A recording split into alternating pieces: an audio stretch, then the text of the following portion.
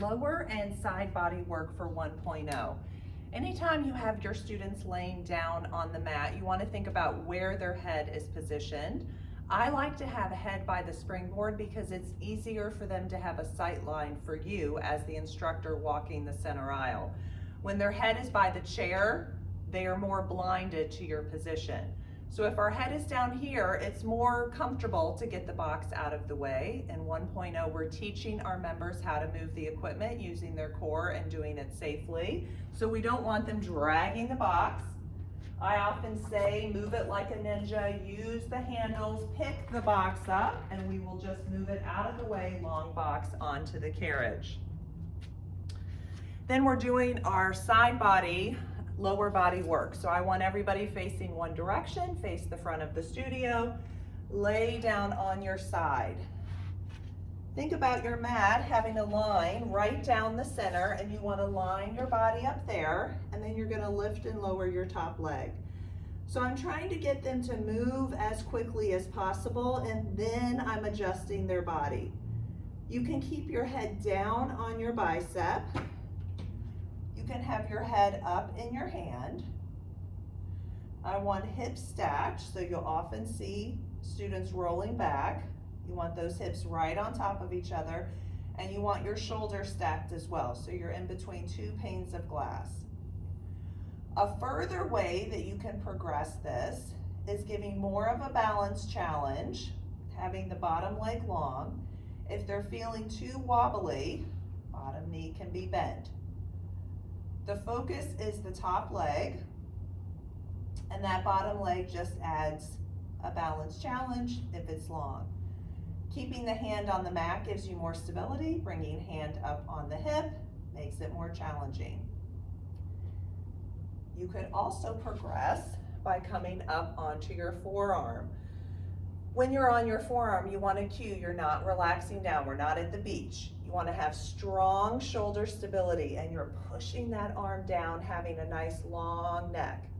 Now, when I get in this position, it hurts my bottom hip, so not my preference, but sometimes members like to do this. Again, thinking about engaging that bottom side of your waist, trying to get the obliques nice and active. All right, second position, keep leg at hip height, and then go for those circles.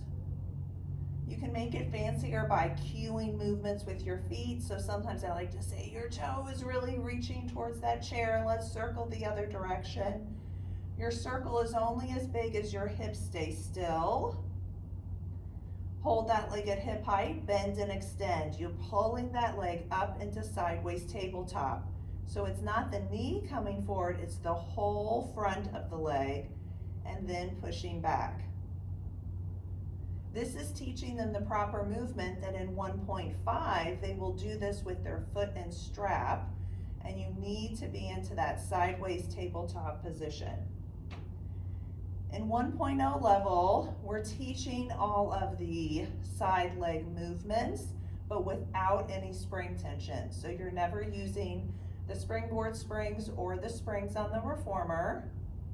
I can feel the work without any spring resistance, and you get into the spring resistance in 1.5. Then clams, feet together, top knee opens up and squeezes down. Imagine you're squeezing a balloon between your legs, still trying to keep those hips stacked so I'm not rolling back. So I'm getting the students moving the whole time while I'm walking up and down and just fine-tuning their position. You never want to feel like your students are waiting for you and you're just talking. You always want those bodies moving. All right, once you've done that, you can rub out your hip. That always feels good. We want to do a transition to the other side. So I like to have students roll onto their back into a supine position. Finding that imprinted spine, I'm tucking my pelvis, those arms are pushing down, and I'm going to do a march, a slow march. So my one leg comes up in tabletop, and then it taps down. I want students to start to feel the connection to their core here, particularly their low belly. So to make it more challenging, you're not going to have one foot down on the ground. You're just tapping down. To make it even more challenging, you could go with both legs, tapping down, but still keeping that imprinted spine. Do that for your transition, then you have students roll facing back and repeat the series about 5 minutes on the back side. Now, if somebody can't get down on the mat, they can do that whole side leg series standing up at the bar.